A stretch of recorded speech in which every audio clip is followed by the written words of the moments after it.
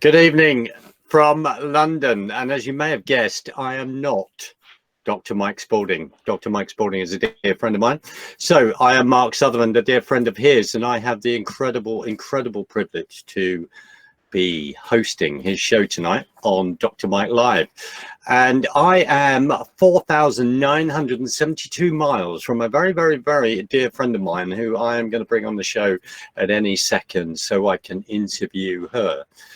Both our countries are involved in a huge political fight, and I am communicating from London as we speak right now.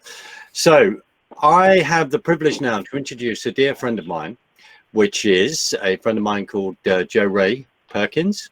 And Jo Rae, who will go on to explain how we met, etc., what she's doing, is running for political office. She is running for Congress.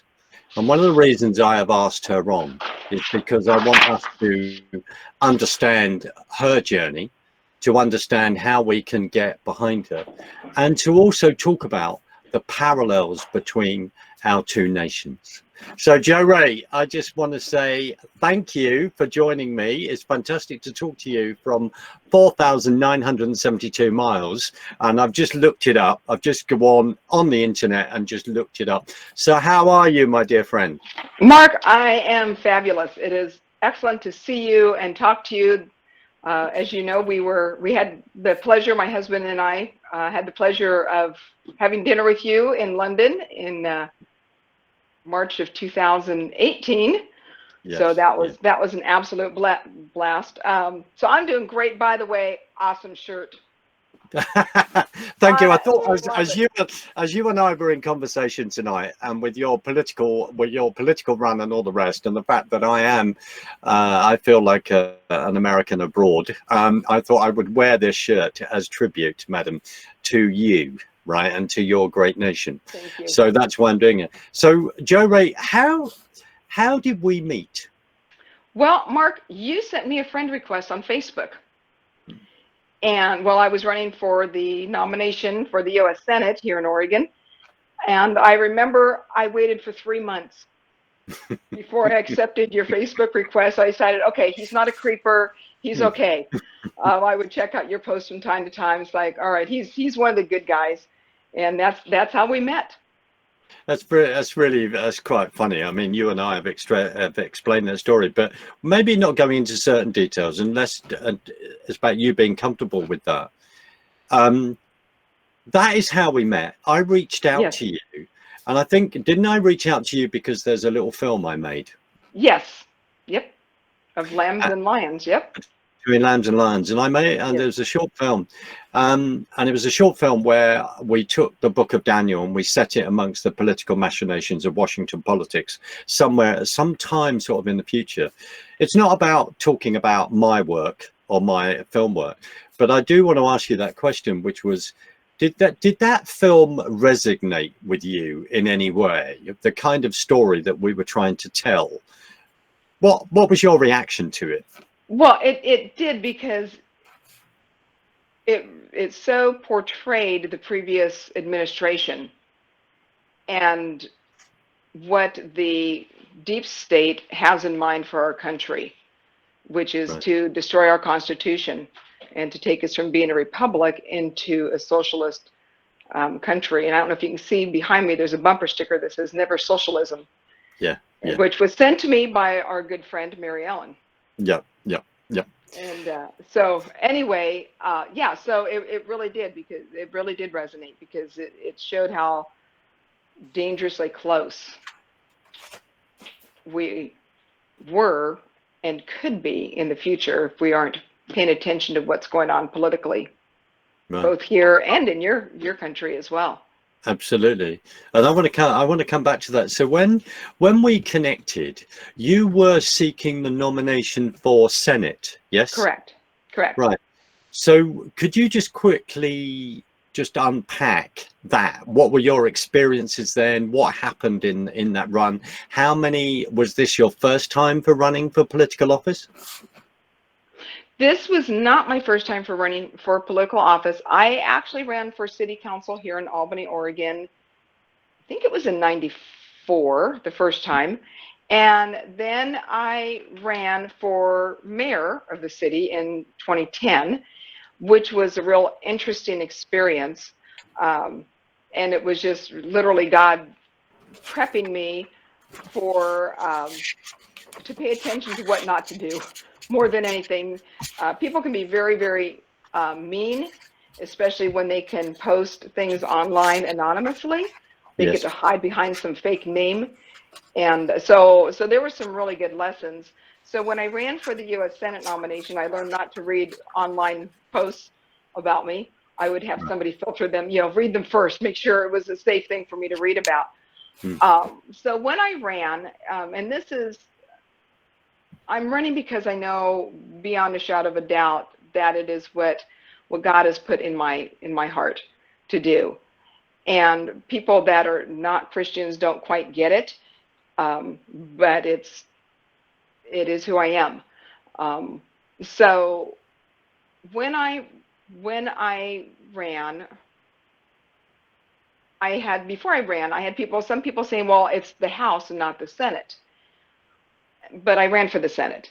And my prayer was, Lord, I want to run for the Senate instead of the House, because I don't want to feel like I'm in a constant campaign mode, because the House seat is for representative is 2 years and the US Senate is a 6-year seat. So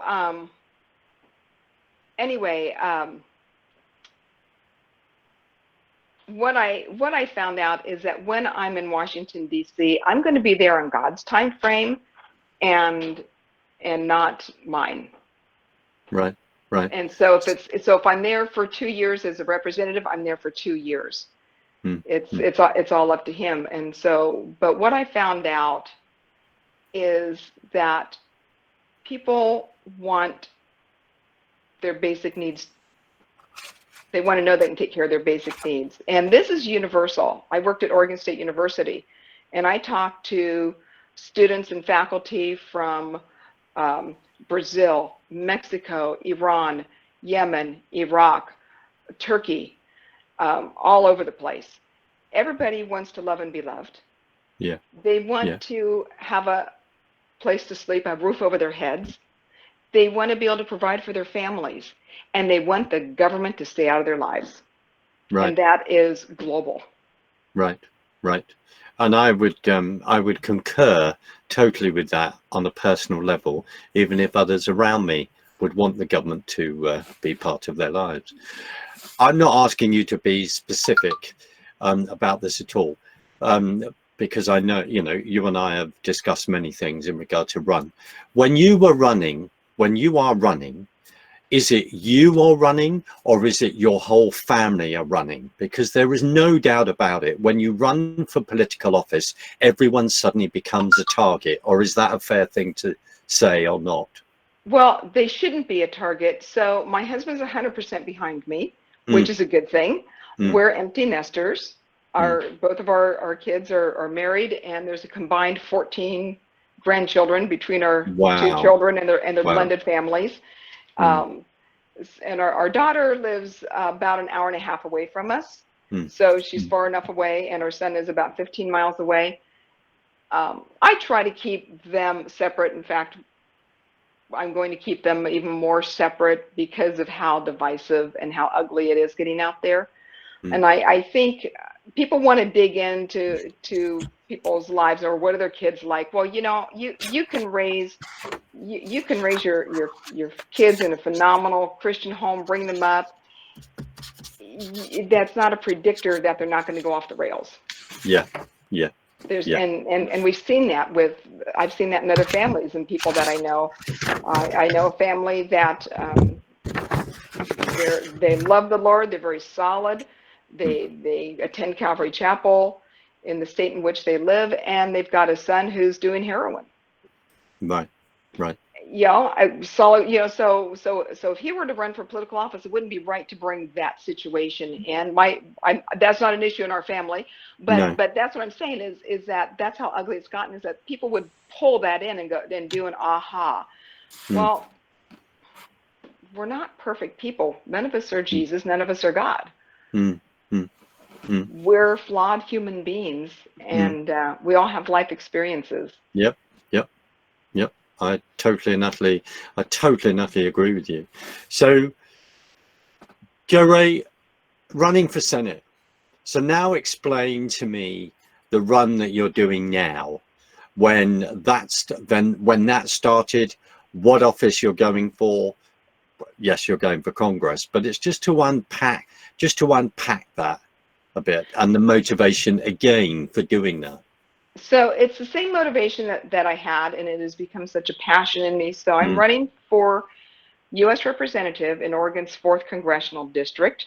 The district size is 17,182 square miles. It's the second largest congressional district out of all 5 in Oregon. Wow. So right now there's 4 of us in the race. Yeah. And so I'm running for that position. I actually was asked just this week to consider running for the Senate again. And the person that asked me happens to be one of our state legislators. And I said, great, put together the team, make sure the team is there and the funding is there, and I'll give it consideration. Having run for the Senate, it's a huge, monumental task. I mean, it's the entire state versus about a fourth of the state. So I'm a little hesitant. You know, I wouldn't jump into it right now, knowing what I know. And so I'm running for, I feel that this is where I'm supposed to be right now. And again, God could say, no, you're back in the Senate race. I haven't heard that directly from him. So, but we'll see. And again, it's the same thing. This district has some unique challenges. Our current representative was a founding member of the Progressive Democrat Party in Congress, or caucus. He is behind the impeachment. He is pro-abortion. He is pro-bigger government. The 4th Congressional District has the highest number of families in poverty out of our 5 districts. In Eugene, Oregon, which is the largest town in the district, per capita has the highest number of homeless people in the entire country. Can you just repeat that last figure? Yes. Can you just repeat that last figure? Eugene, Oregon, which is the largest town in the 4th Congressional District, per capita has the highest number of homeless people in the entire country. Right. Asking a potentially naive question, why do you think, as a country, in your particular area, you have arrived at this particular point? What is motivating the individual to be the head of, you know, progressive policy in regard, and etc., and in regard to the whole impeachment thing that's going on? What do you think is behind that? They're into so much deception. They have bought into the progressive ideal, which started back in, I'm trying to do this from memory, back in the 40s. And so their idea is that there should be more and more government. And I think that people have bought into this false mantra that because they're elected officials, because they're there, they have arrived, that they know better than the rest of us. Right. Many of them have gotten very wealthy while they're in office. And so they think that they're smarter than we are, that they know better. And so clearly, if we were as intelligent as they are, we would be where they are. So in other words, sorry. Go ahead. Sorry, carry on. I was going to say, if we take the average, so what would be the average salary of a senator or of a senator then? What would be the average salary then? $174,000 a year. Right. So how come they end up leaving multimillionaires? And why are there not term limits on these kind of offices that are held? Well, to make term limits, which I am for, I didn't used to be, but I have become very pro term limits. Right.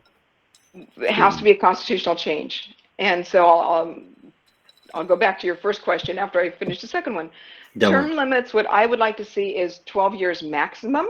Right. That is between the House and the Senate. Yep. So that doesn't mean a person could serve 12 years or 2 terms in the U.S. Senate and then jump over to the U.S. House of Representatives. No, you can do 2 years in the Senate and you're done. You could run for president if you want. That's not included. You could do 6 terms in the US House, there's 12 years. Or you can do 1 term in the Senate and 3 terms in the House of Representatives and get 12 years. But if you did a partial term because you filled in for somebody, Yeah. because they did not complete their term, that counts against the 12 years. Right. Right. So what? that's the way that I look at it. So then your first question, oh shoot, now I forgot what your first question was. I'm sorry, Mark. No, listen, don't worry, don't worry. Why? I'll help you say this. What changed your mind in regard to term limits?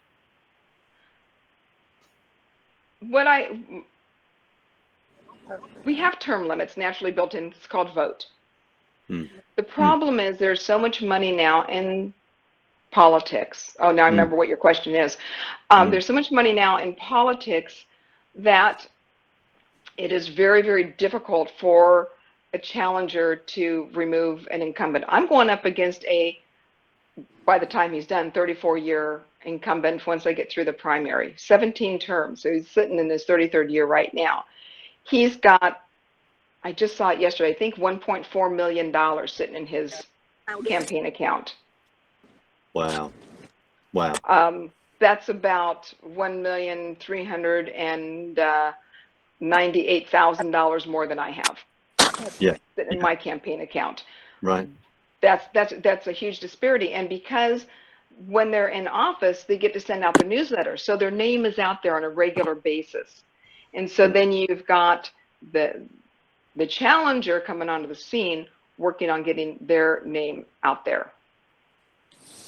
So how come this particular individual then is now in their 17th term? They've been there for 31 years. This part of Oregon, Eugene specifically, is very Democrat. Yes. But there's a company called Cook. Shoot, I don't remember the whole name, but it's the Cook Report. The 4th Congressional District is now considered leaning a little bit to the right, which is phenomenal, which is excellent. And people are getting tired. I think they're getting tired of being taxed to death. I mean, and especially, as I mentioned, the district has the highest number of people per capita in poverty out of all 5 districts, and that's because of timber. But I want to go back and answer your question, which I forgot and then remembered, how they go in not being wealthy and come out being wealthy. So for the ones that went in, everyday people, they've taken advantage of insider trading information. When I was a financial advisor, and no longer a financial advisor, but even today, if I took advantage of an insider trading, I can go to jail. Yes, absolutely. Members of Congress don't go to jail. Now, they passed a rule a few years ago that, hey, you're not going to do that. If you find out that XYZ company is going to be getting this huge contract for solar panels, you can't go out and buy their stock. Well, they changed that rule recently. I don't know if they put it back in place again, but I did read last year that they had taken that rule away, because the House can make any rules that they want, so can the Senate. I think it needs to be permanent, that insider trading is insider trading. And even more so when you are a member of Congress. The other thing that's happened is their families have taken advantage of these. They're getting all these huge contracts. Oh, yes. I can't think of anything right now that you might be on about. Ukraine, we'll come to that. Yeah, Ukraine, yeah. Right. So you are actually saying to me, so that legally within Congress, within the Senate, they have actually changed the law to then benefit themselves. Not the law, the rules. The rules. The rules. It's different than a law, because rules can be changed. Right. Just like the current impeachment inquiry, whatever it is they want to call it, the Constitution says they get to make the rules. Right. So they make the rules. Right. To please whoever's in charge. And I do believe that we do need to make a law that says that members of Congress, the House and the Senate, may not benefit. Now, there's the emollients clause, but They are. I just saw somebody's post this impeachment equals circus show. That's for sure. Yeah. Get your popcorn. That should fall underneath the emollients clause, but the emollients clause, for some reason, does not apply to that specific issue of, oh, my husband works for this aerospace technology company, and gosh, their company just got this $5 billion contract, and he gets a nice bonus. Could you explain what an emollients clause is? Because that word, in regard to Ukraine, I think, has actually come up. That word has come up in regard to this circus that the Democrats are pushing forward. Sorry to put you on the spot. No, that's okay. So it's just you're getting paid to do something outside of your position as an elected official. Right. So they're claiming that President Trump is violating the emollients clause because his company, Trump Inc., Trump International, makes money from the Trump International Hotel, which is a fabulous place. I've had the honor and the blessing of staying there in Washington, D.C., plus Mar-a-Lago, plus the Twin Towers in there, or not the Twin Towers, the Trump Towers. And that's one of the things that just came up this week is, oh, well, these foreign national companies are renting space from Trump International. Well, he doesn't run the company, somebody else does. Yes. Yes. He stepped away. I mean, the man is losing millions of dollars every day. I don't know very many people in this country who would say, hey, I'm gonna go for a job, and I'm not going to take my pay. I'm going to donate it back to the government, because he can't donate it to a nonprofit. He has to. That's not legal. If he did it, he'd have to pay taxes on it. So he just donates it back into the government. And I'm going to let you beat up on me 24/7 for hopefully 8 years, and walk away from my comfortable lifestyle and just go live my life. I challenge anybody out there to really be willing to do that, even though we've got people like Michael Bloomberg, who is now jumping into the race. That's interesting. Could you just remind us how much Donald Trump actually pays himself as president? How much he's actually paid? What he actually does? He takes zero. I believe the salary is it's $407,000 a year, and so he donates that to different agencies within the federal government. He's donated it to the Department of Education, for example, and so he donates it to different agencies, ones that he feels are worthy of that money. Going back to term limits, this is just an observation. And in one of my recent trips back from the States, I was watching the documentary about Ruth Bader Ginsburg, the judge. Yes. And the documentary was 1973, when Clinton was putting her forward as a nomination. And I remember, and in the documentary, there she was in front of Ted Kennedy then, in front of Joe Biden, and in front of Feinstein. This was 1993. We are now 2019. If there are two people that definitely needed term limits on them, one of them is Feinstein and the other one is Biden. And in regard to what's going on now, and I would like to ask your opinion on that, that raises some very, very serious questions to me, because they have become, and we have exactly the same, and our fight with the EU is there. We can touch on that. They've become part of the institution, and I have deep concerns about that. That's why I was asking you about term limits. That's the problem, and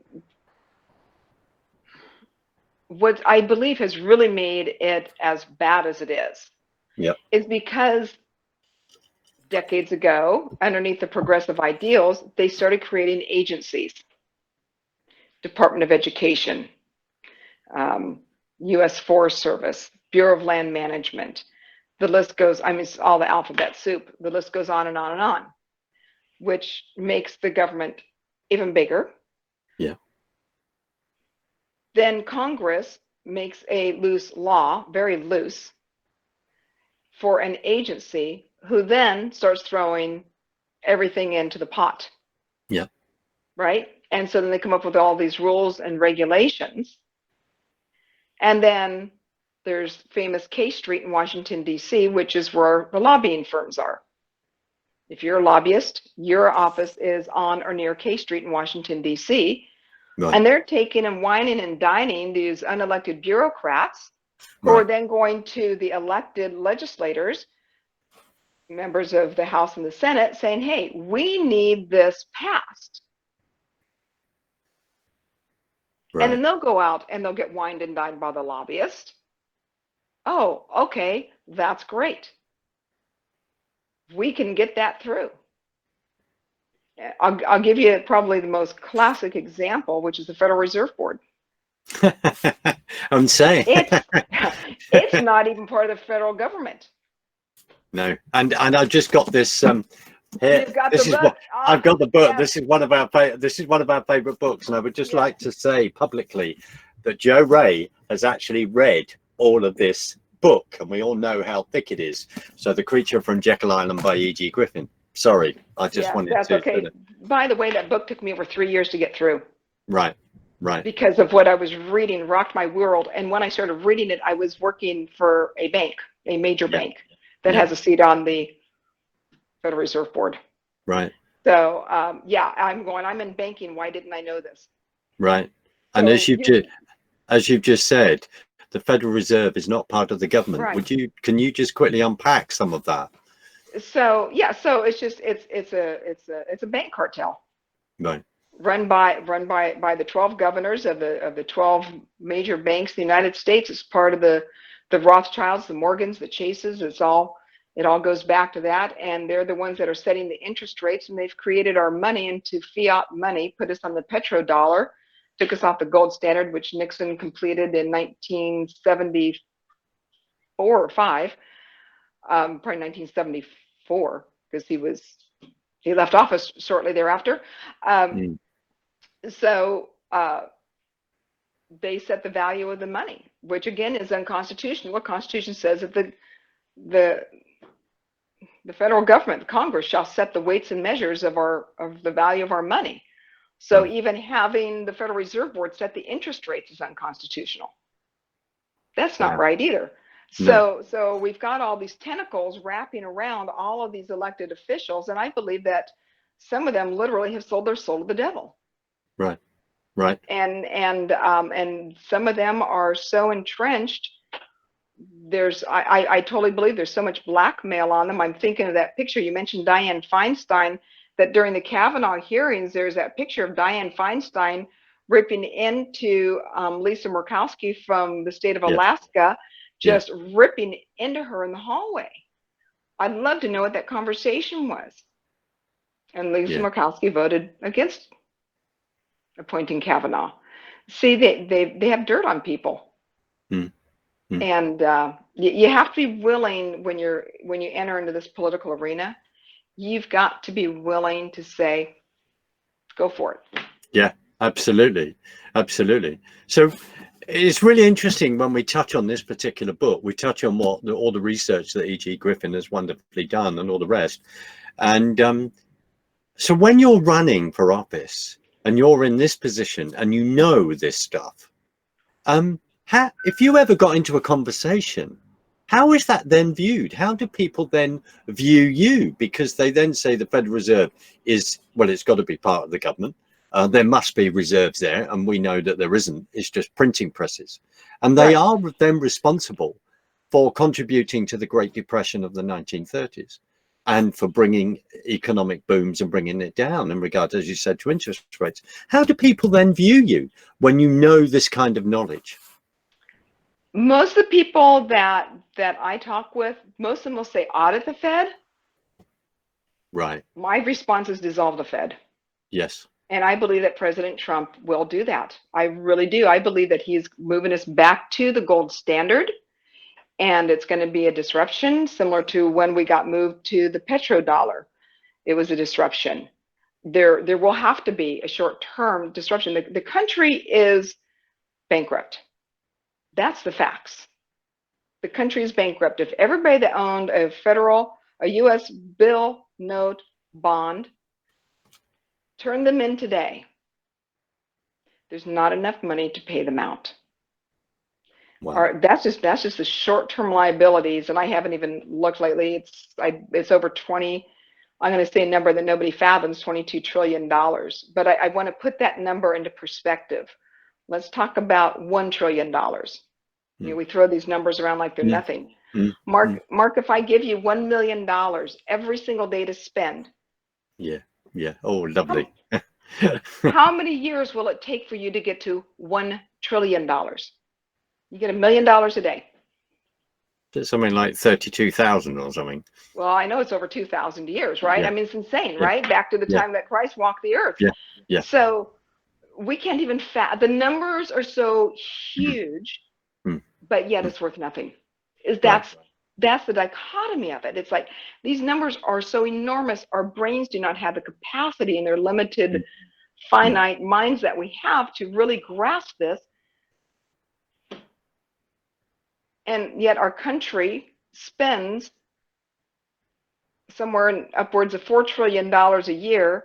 And then when we complain about the waste, they go, oh, it's only $1 million. Well, to make $1 million, you'd have to earn $100,000 a year for 10 years to make $1 million. At $50,000 a year, 20 years. That's a lot of money. Oh, it's just $1 million. It's not a big deal. Well, $1 million here and $1 million there sure adds up pretty darn quick to putting us in a lot of debt. Absolutely. And you are in wonderful company, because this year I was in Holland, and I heard previous Congresswoman Michelle Bachmann talk about the Federal Reserve, and it absolutely made me laugh, because she said it's not federal and there are no reserves. And I sat there and I went, well, if Michelle Bachmann is saying that, then I'm not crazy. I am not crazy when I have discussions about central banking. I'm not crazy at all. No. So it's really interesting, because when we talk about the debt, and you talk about the Bureau of Land Management, and then we end up touching on the fact that, Hillary Rodham Clinton decides to sell, $147 million, I think, of uranium one to the Russians, an asset of America, just says the amount of minerals that you have underneath the earth of America. You have enough minerals resources to solve your debt easily. So maybe that's why there is all this grab from the Bureau of Land Management in which to own America. That's part of this globalist mentality. There's so many people that have bought into this. They think that the government should be in control of this land. Again, unconstitutional. Article 1, Section 8, paragraph 17 states that the federal government can own 10 square miles. So that's Washington, D.C. Wow. Plus ports, forts, and other needful buildings, as Chris Ann Hall likes to say. So when I look at Oregon, and the federal government has control of over 51% of our land here in the state of Oregon, and I drive through the Willamette National Forest or the Siuslaw National Forest, I do not see any forts out there. I do not see any buildings that is holding military apparatus. I don't see them. Needful buildings, the federal building down in Eugene, I see that, and the one up in Portland. Okay, so they have all this land that they're controlling. In the state of Oregon, according to research that was done by a very good friend of mine, she said there's one piece of real estate in the entire state that the federal government actually has legal title to, and that's Crater Lake National Park. That's it. Nothing else.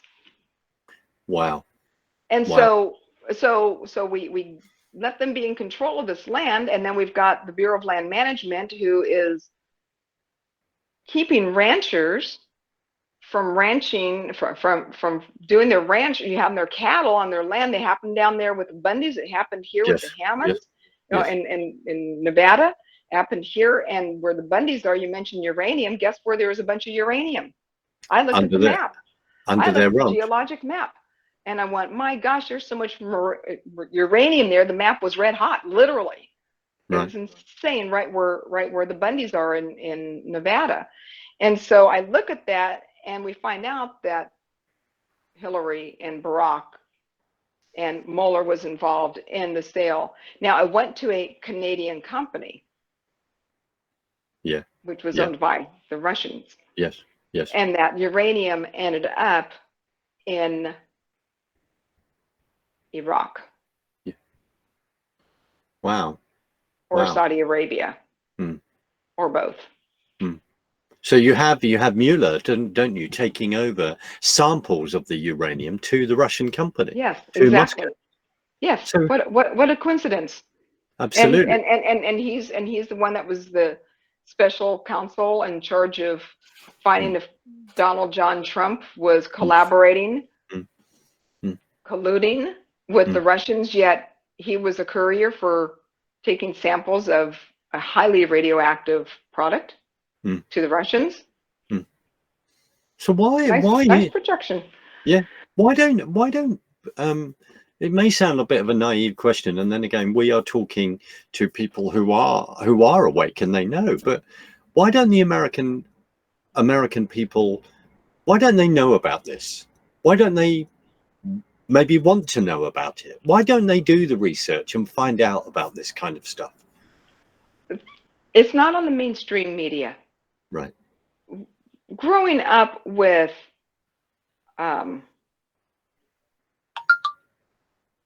oh shoot, what is his name? My brain just totally went blank on his name. Old time newscaster. Walter Cronkite. Walter. Yes, Walter Yes. Cronkite. Thank you.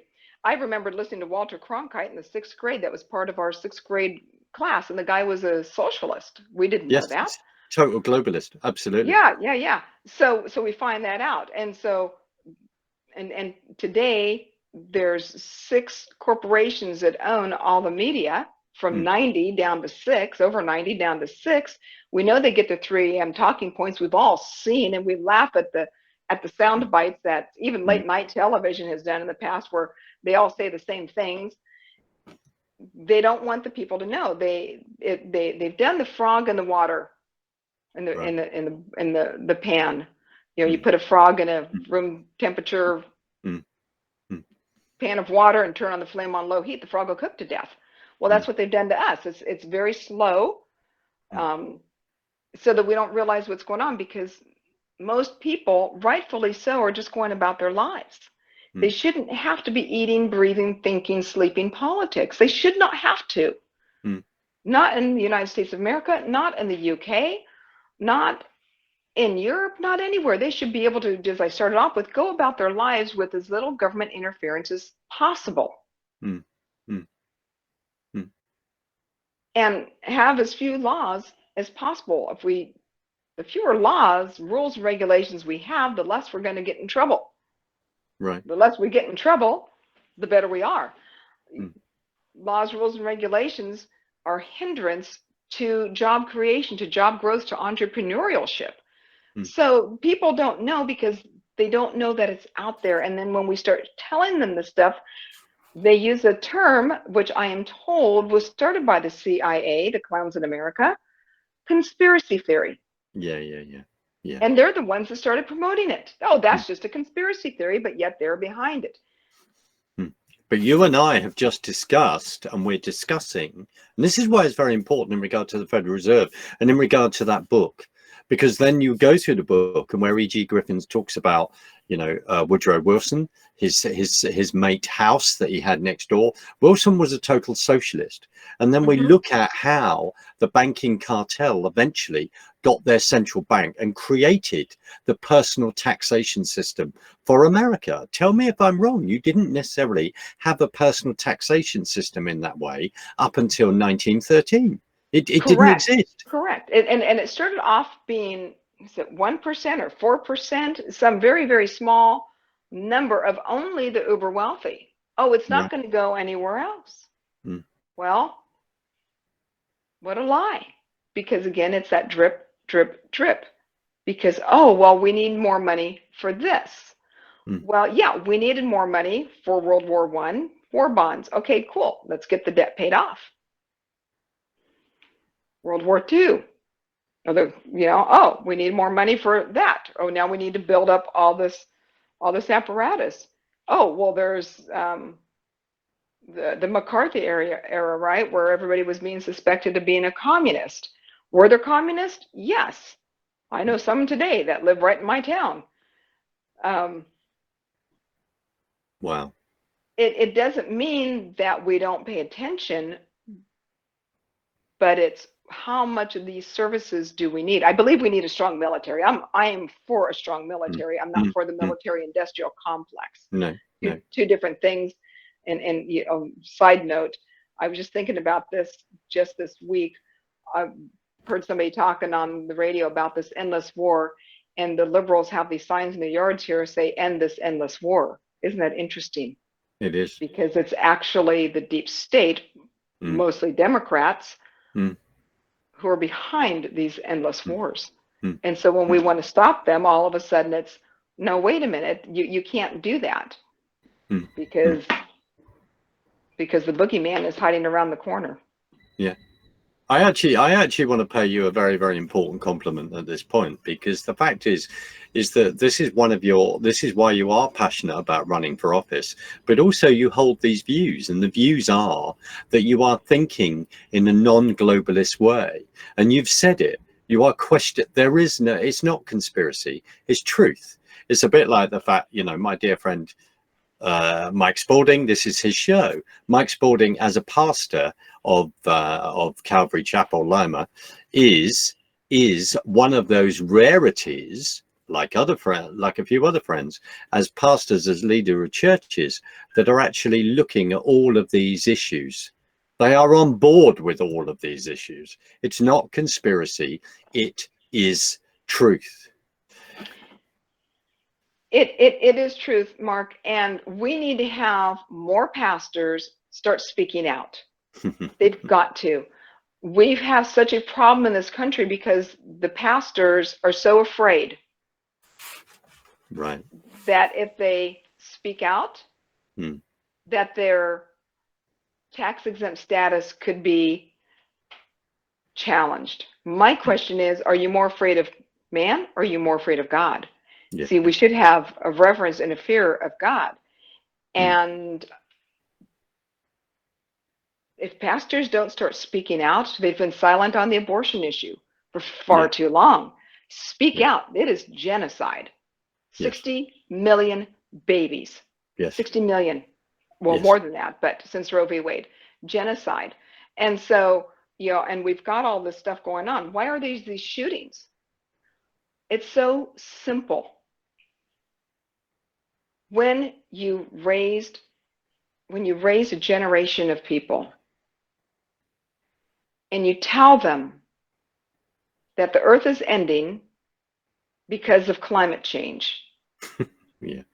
We've got 12 years, 11 years, 10 years. You and I have been hearing this. We're entering the ice age. We're entering the, we've heard this for our entire lives, but it's so ramped up. So these kids don't have a hope. And then they find out, oh, you could abort a baby up until, in Oregon, the state of Oregon, up until the moment that baby is born, you can have an abortion. Give me a break. That is straight out murder. Murder. There's no other word for it. No other word. And so we have told some of these kids, they're worthless. Your life is totally meaningless. Because your parents don't care. If your parents cared, they wouldn't be driving a car. Unless it's an electric vehicle. Right? They wouldn't be eating cows because cows fart and put methane gas in the air. They would have a zero carbon footprint. What do we think? You've got just enough people out there that cannot understand because it's reality to them. Their brains are not developed enough. They don't get it. They don't understand it, Mark, and our churches are silent. Right. Wake up, pastors. Wake up and start speaking out against these atrocities. And if you lose members in your church, so what? Start speaking the truth. If you've got people that are Democrats and they're Christians, I want to know why. when in 2016 the Wow. Democrat National Committee voted to take God out of their platform, Yeah. Yeah. Yeah. even though they said no. The chairman, and I sat there and watched on TV, said the yays have it, even though it was louder. So props to those people that were there, because they were saying no, leave God in. Mm. So unless you know that you're a plant to help turn around some people in the Democrat Party, but they're pro-abortion, they're pro-genocide, Mm. Mm. but yet they Mm. flip out when there's a shooting. See, they're really pro-life, and they just don't realize it. Yeah. You see, if Yeah. they weren't really pro-life, Mark, they wouldn't Yeah. flip out when there was a shooting somewhere. Isn't that Wow. interesting? That is what an amazing observation. And I just want to segue into something here, which is something that I'm planning to undertake in Lima, Ohio next June, where I'm planning to come over and direct a film. I'm coming over to direct a short film, produce a short film, which is called Where Have All the Black and White Robed Pastors Gone? And this is the Wow. flip between 1776 and present day. And it is about taking a size 10 boot to the church. And we are, Mike Spalding, Kathy, are very much, this is something, Mike wrote a book called Let's Make American Pulpits Great Again. And I managed to give a little forward to that. And the forward was when I found out that in 1776, the regiment that the British feared was the black and white road pastors Yep, who the pastors. who were preaching in the churches. That is the regiment that they feared. And then I then found, someone told me, I think Mike told me anecdotally as well, that very often they would then take off their robes and go and train their congregation how to shoot their muskets and all the rest. Yeah. Yeah. So in 1776, we're saying that it took 3%. Then other people say it took up to 7%, because you could say that there was another 4% that were providing logistics to the 3% who were actually doing the fighting. So the film I want to shoot, and there are certain people within, say, my tribe that I'm a member of movement, and Joe Ray, you're more than welcome to come and fly down and be in the congregation, is that we need to make, that is the point I want to make, which is in 1776, it took 3%. Where are you? This is the whole point. And in many ways, it neatly segues into one of the reasons why you're running, because you wish to, and if I could be overdoing your PR and talk at one of your things, and I want to come to that in a minute, that is why I would be saying, because that underlines the passion of why you are running, why you want to stand up for the Constitution and all the rest. Joe Ray, as we're in the sort of last 10-12 minutes, so there's a number of things I want to say. Okay. What has contributed to the decline amongst the young of the understanding of the American Constitution and the founding of your nation? They're supposed to teach civics. Right. And the kids get some civics, the students do, but it's been co-opted. The history has been changed in many of the courses. So they don't get the true history. They get more sound bites of it. I wish I could remember some of the examples off the top of my head. Our oldest grandson took AP government his senior year in high school, and we discussed some of the things, and I had to kind of tweak it a little bit. This is really what happened, not that over there. So they just they're supposed to say the Pledge of Allegiance. Right. That's supposed to happen. Actually, a law was passed here in Oregon. I don't know that they do, because that could offend some of the foreign students. That's fine if they don't want it, and the children of atheists, if they don't want to say the Pledge of Allegiance, then they can stand there and be respectful. That's right. That's right.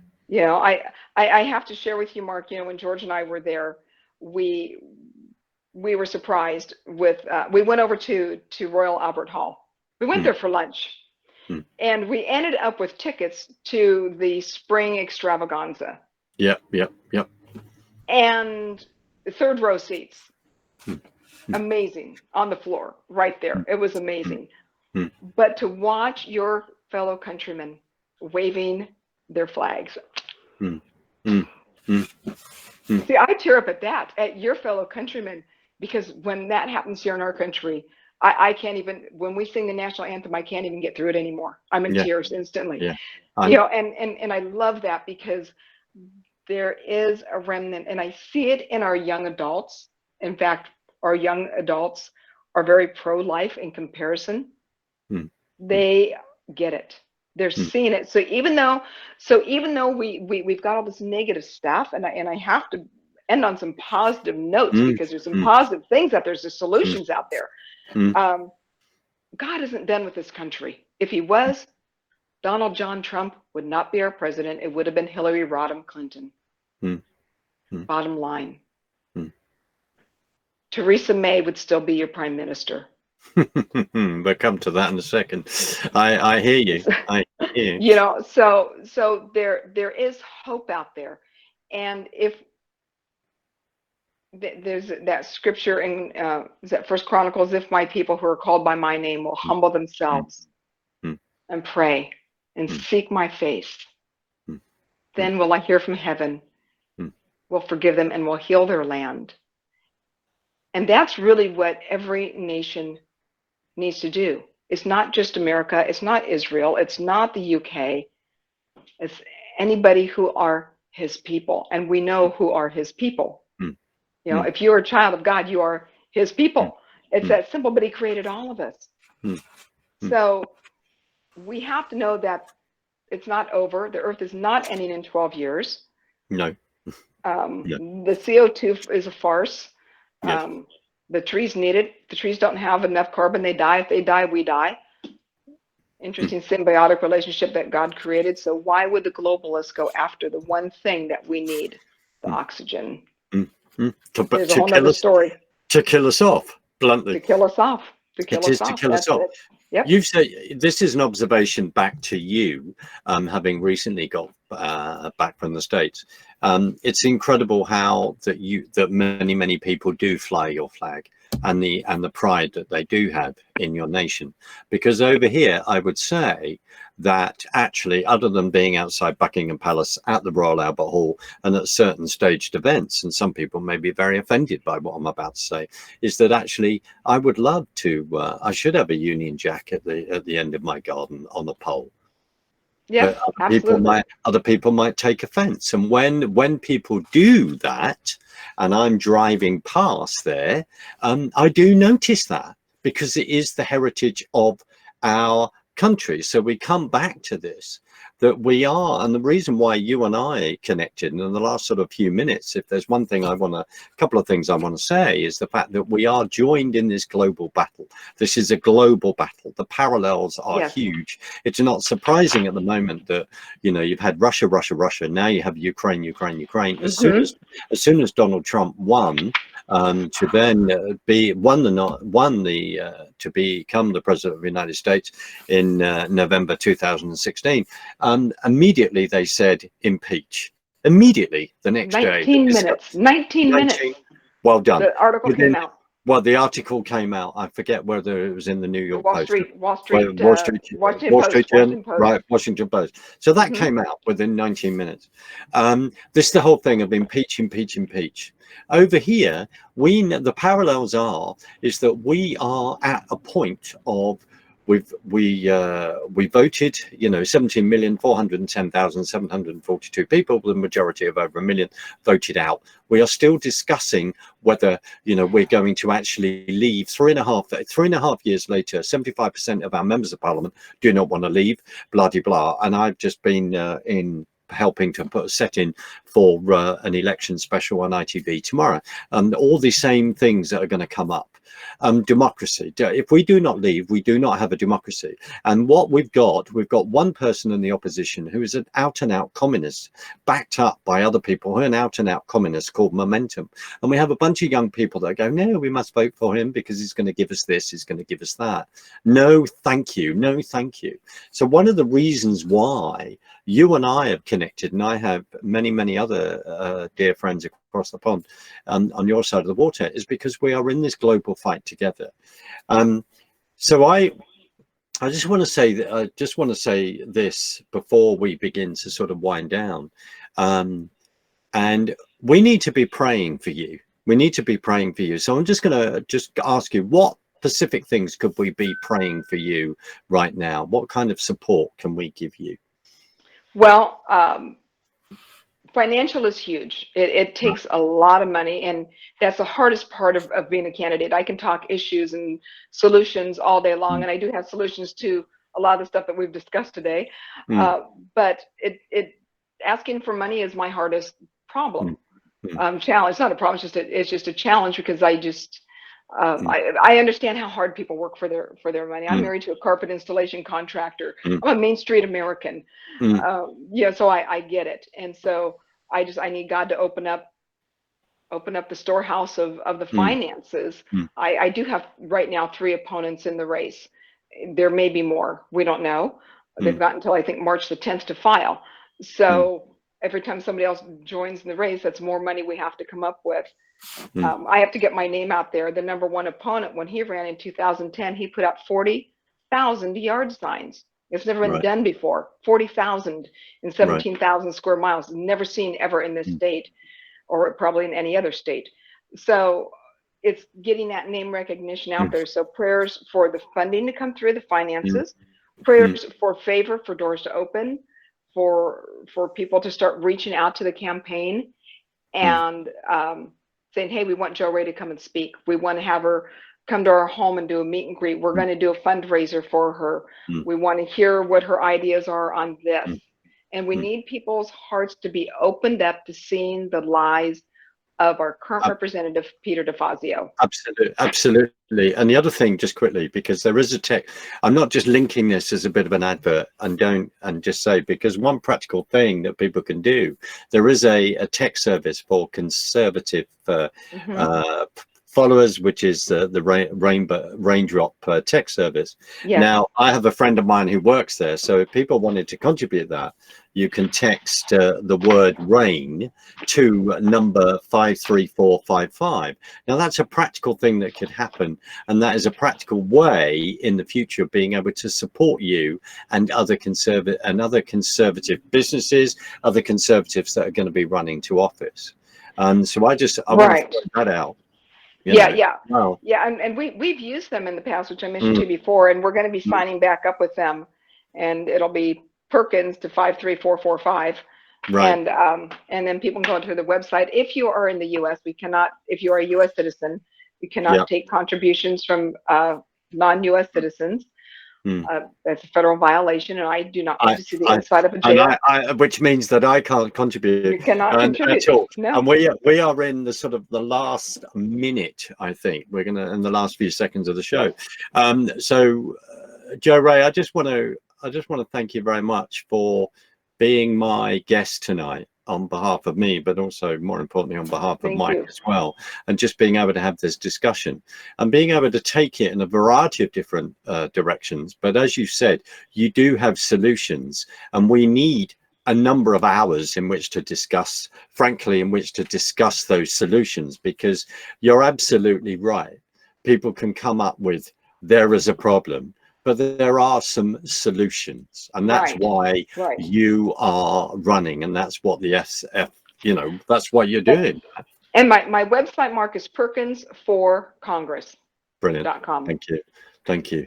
Right. Well, I think we're in the last, we might have even ended, but I just want to say thank you, Jo Rae, and please go and support her, and go and look up her website, and please remember her in your prayers.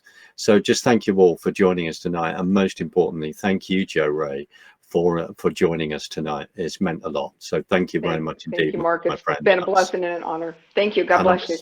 God bless. Speak to you very soon. Sounds like a plan. It does. So thank you for listening, everybody, and thank you. I think we could be nearly